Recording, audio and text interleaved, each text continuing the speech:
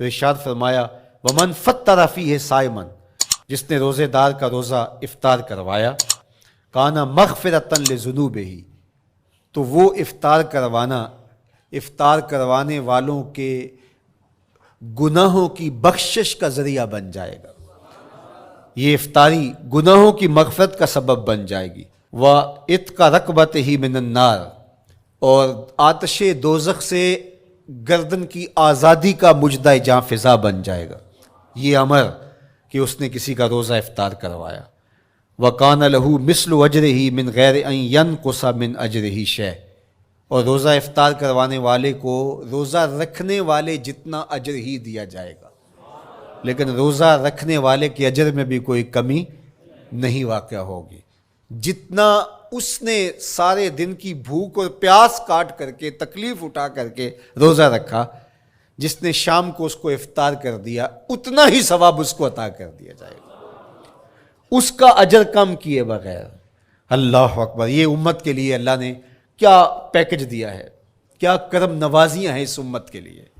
آقا کریم نے ارشاد فرمایا ایک شخص صبح سے لے کے ظہر تک مزدوری کرتا ہے، اس کو ایک قیراط دیا جاتا ہے، اور ایک شخص ظہر سے لے کر عصر تک مزدوری کرتا ہے، اس کو بھی ایک قیراط دیا جاتا ہے، اور ایک عصر سے لے کر مغرب تک مزدوری کرتا ہے، اس کو 2 قیراط دیے جاتے ہیں۔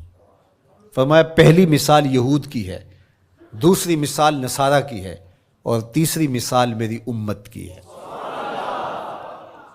یہودیوں نے اور عیسائیوں نے اس پہ اعتراض کیا کہ ہمارا اجر کیوں تھوڑا ہے، تو میرے اور آپ کے آقا و مولا نے فرمایا تمہارا تھوڑا نہیں، ہمارا زیادہ ہے۔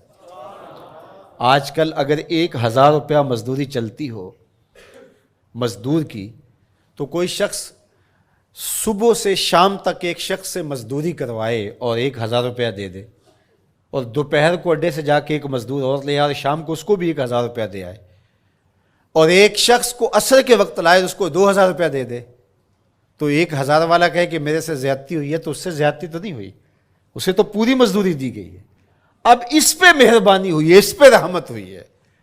تو کہا یہود اور نصارہ کی یہ مثال ہے، ایک صبح سے ظہر تک مزدوری کرے اس کو 1 قیراط، ایک ظہر سے عصر تک مزدوری کرے اس کو بھی 1 قیراط، اور تیسرا بہت تھوڑا وقت عصر سے مغرب تک مزدوری کرے اس کو 2 قیراط۔ کہا یہ امت محمدیہ علی صاحب الصلوات کو دیا گیا نور ہے۔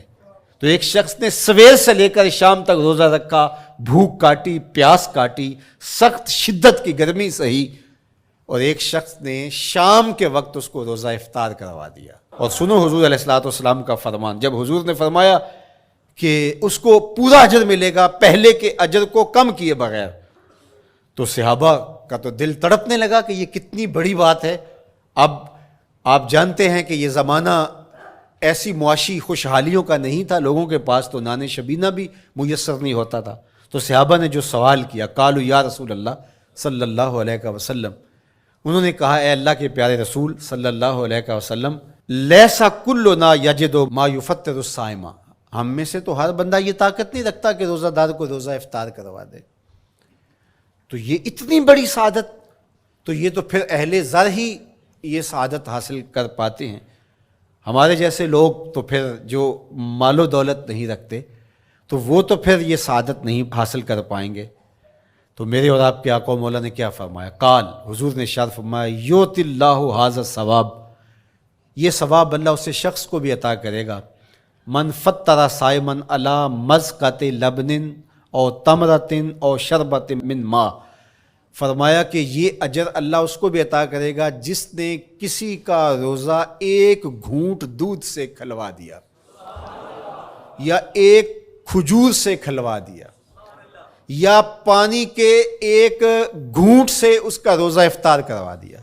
لازمی نہیں ہے کہ دسترخوان سجا ہو، انواع و اقسام کے کھانے پڑے ہوں اور وہ افطاری ہی افطاری قرار پائے گی۔ جس نے کسی کو وہاں باہر ٹوٹیوں سے پانی کا گلاس بھر کے، کٹورا بھر کے سادہ پانی بھی پیش کر دیا تو اس کو بھی ثواب مل جائے گا۔ کتنا ثواب ملے گا؟ پورا روزہ رکھنے کا ثواب اس کو ملے گا۔ کتنی رحمتوں کی لوٹ سیل لگی ہے، کوئی ایسے بھی بانٹتا ہے، کوئی ایسے بھی کرم نوازیاں ہوتی ہیں، لیکن میرے رب کے خزانے کتنے کھلے ہیں۔ میں نے مدینہ المنورہ میں ایک شخص کو دیکھا کہ وہ روزے کے وقت وہاں سے ہی گلاس لیتا اور زمزم سے بھرتا اور روزہ داروں کے آگے رکھتا چلا جاتا، اور روزانہ اس کا یہ عمل ہوتا، نماز عصر کے بعد شروع ہوتا، جتنی اس کی پہنچ ہوتی ہر ایک کے آگے رکھتا چلا جاتا، پانی بھی وہاں سے لیا، گلاس بھی وہاں سے لیا۔ اللہ اکبر! فرمایا دودھ کا ایک گھونٹ یا پانی کا ایک گلاس یا ایک کھجور اس نے کسی کو پیش کی اور اس نے اس سے روزہ کھولا، اللہ کے محبوب فرماتے ہیں پہلے کے اجر میں بغیر کسی کمی کے اس کو پورا ثواب روزے کا نصیب ہوگا۔ اللہ اکبر! اب سنو، پھر حضور نے ارشاد فرمایا ومن اشبع صائما، اور جس نے صحیح اہتمام کے ساتھ روزے دار کو اچھا کھانا کھلایا، اچھی پرتکلف افطاری دی، سقاہ اللہ من الحوض شربتا لا یظمأ حتی یدخل الجنہ، اس کو حوض کوثر سے ایسا جام ملے گا کہ اس کو کبھی پیاس نہیں ملے گی یہاں تک کہ جنت میں چلا جائے گا۔ اللہ اکبر! اس کو کوثر کے جام نصیب ہوں گے حشر کی گرمی میں۔ اور آپ کو معلوم ہے، علماء سے آپ نے بارہا سنا ہوگا کہ جام کوثر جس نے ایک بار پی لیا پھر 50,000 سال کے دن میں اس کو دوبارہ پیاس نہیں لگے گی۔ یہ جام